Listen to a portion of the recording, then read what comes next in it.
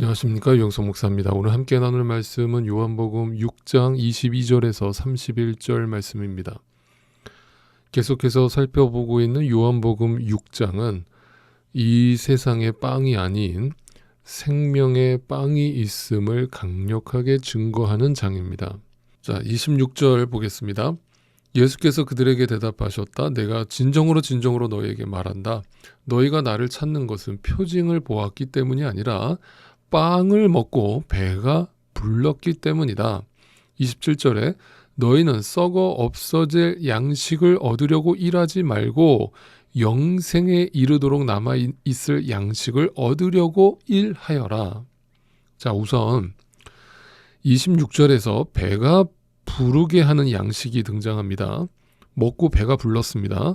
그리고 27절에 썩어 없어질 양식 이렇게 나오니까 이 두 가지 의미가 같은 뜻이라고 오해를 하시는 분들이 많이 계신데 그렇지 않습니다. 보통은 이 세상의 물질이나 어떤 이 세상의 가치, 이 세상의 어떤 힘을 이제 썩어 없어질 양식이라고 오해하시는 분들이 있는데 그런 뜻이 결코 아닙니다. 만약에 지금 예수님께서 이 세상의 어떤 물질이나 힘을 완전히 부정하시는 듯한 말씀으로 이 말씀을 우리에게 주고 계시다면 여러분과 저는 당장 이 세상의 모든 일을 중단하고 산속으로 들어가서 기도원을 짓고 살아야 할 것입니다. 왜 그렇습니까? 그것이 썩어 없어질 양식을 위해서 일하지 말라고 예수님이 하신 말씀으로 이해한다면 그렇다는 거죠. 또 제가 이렇게 지금 말씀드리면 어떤 분들은 목사님 그렇게 극단적으로 이 말씀을 해석할 사람이 누가 있습니까? 그냥 이 예수님 말씀은 이 세상의 것들을 조심하라라는 어떤 경고 차원의 말씀이 아니시겠습니까? 네, 아닙니다. 27절을 다시 보십시오. 썩어 없어질 양식을 조심하고 이렇게 말씀하시지 않았죠. 단지 경고하고 계시는 게 아니라는 겁니다. 절대로 썩어 없어질 양식을 위해서 일하지 말아라. 그것을 먹지 말아라 라고 말씀하셨기 때문이죠. 그렇다면 주님께서 절대로 하지 말아라 라고 하실 때는 굉장히 중요한 의미가 그 안에 담겨 있다는 뜻이겠죠. 자, 그렇다면 그 썩어 없어질 양식은 무엇을 말할까요? 자, 26절, 27절에서 썩는 양식은 그들이 오병이어의 기적 사건을 통해서 먹게 되었던 육신의 빵과 관련되어 있겠죠. 그리고 그 빵은 그 사람들을 배부르게 하는 것이었음을 말씀하고 있죠. 그렇습니다. 그죠? 그리고 그렇게 자신들의 배를 불리게 해준 예수님을 쫓아온 그 행위 자체를 예수님께서는 썩는 양식을 위한 일이라고 말씀하고 계신 것입니다. 이해가 되셨습니까?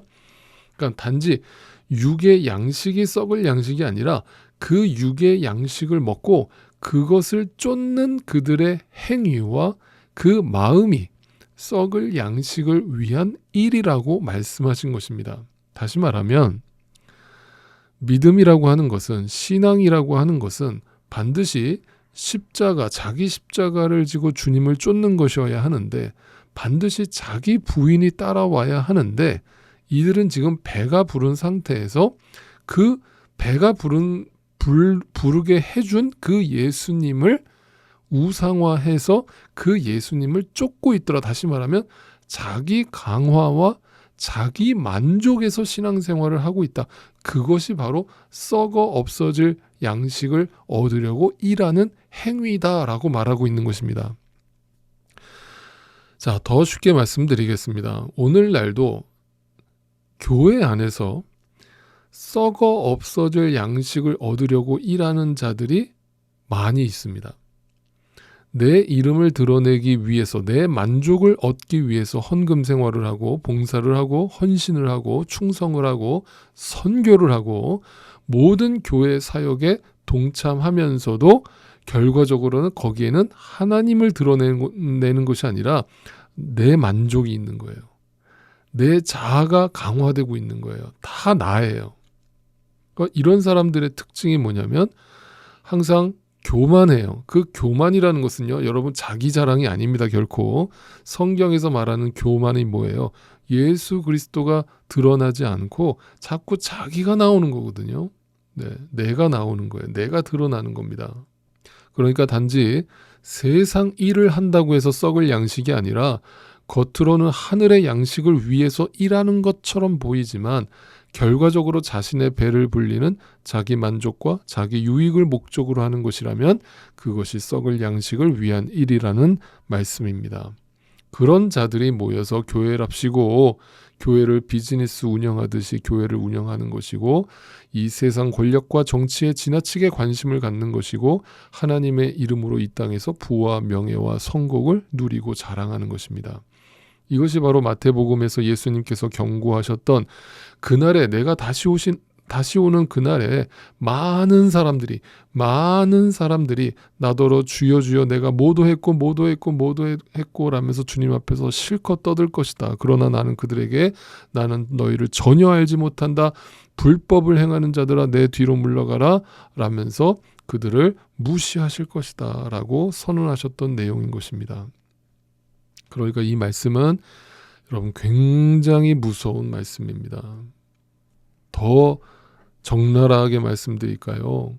평생 목사하고도 평생 선교사하고도 지옥 갈 수 있다는 말입니다. 평생 교회 다니고도 지옥 갈 수 있다는 말입니다.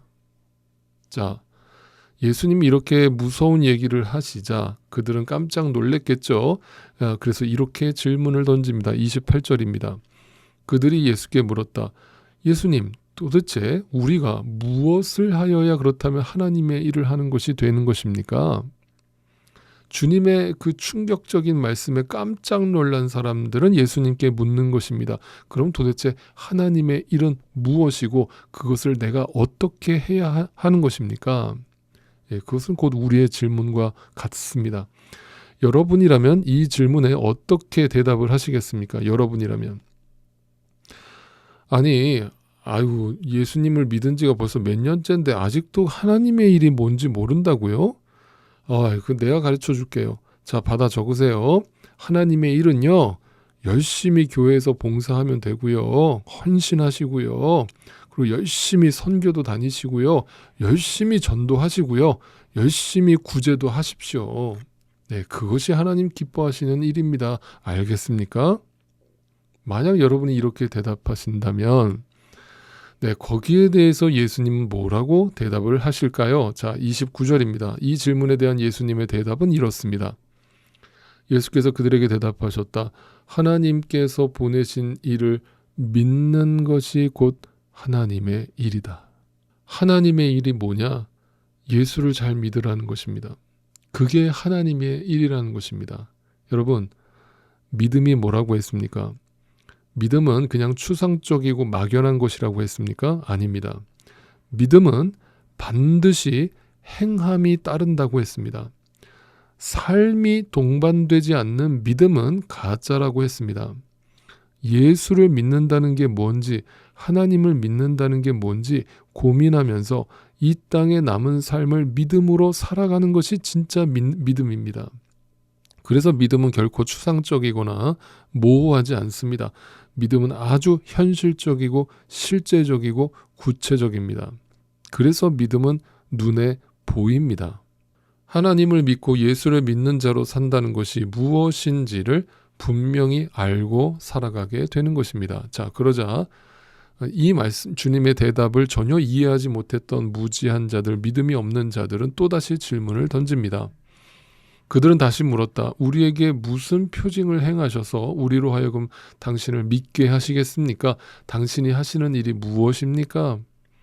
하나님께서 보내신 자를 믿고 그 믿음 안에 살아가는 것이 하나님의 일이라고 대답을 하시니까 이 무지한 자들이 또 뭔가를 보여달라고 합니다. 보여주면 믿겠다는 겁니다.